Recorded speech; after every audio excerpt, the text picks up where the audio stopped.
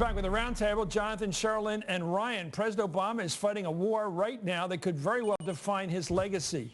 The president's signature achievement, of course, the Affordable Care Act, health care, could be gutted by the Supreme Court this month if it rules to nullify subsidies for millions of people. The president says he has no plan B if the court rules against him. I'm not going to go into a long speculation anticipating disaster. You're a plan ahead kind of guy. Why not have a plan B? If somebody does something that doesn't make any sense, then it's hard to fix. And this would be hard to fix. Fortunately, there's no reason to have to do it. It doesn't need fixing.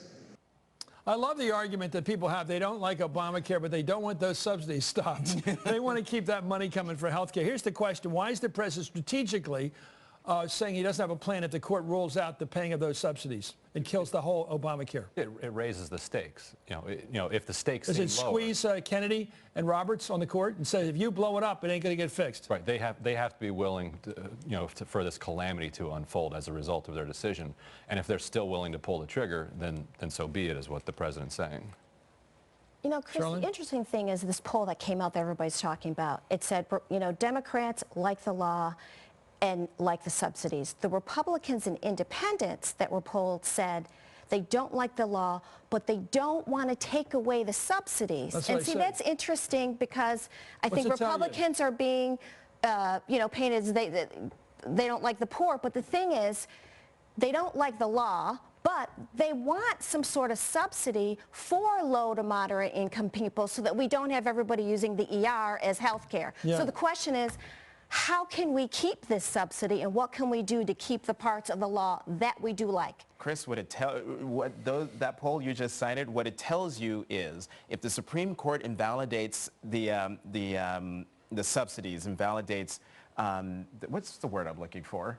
For the exchanges. For the federal exchange. Right. If it invalidates the exchanges, that means that the Republicans on Capitol Hill are going to feel the heat. Yes, the American people are going to be angry and upset and probably angry at the president, but ultimately the plan B has to come from Congress. Absolutely. And they have had 5 years. Well, what happens if they're planned as a fix, Ryan, is we get rid of the individual mandate? We kill the deal.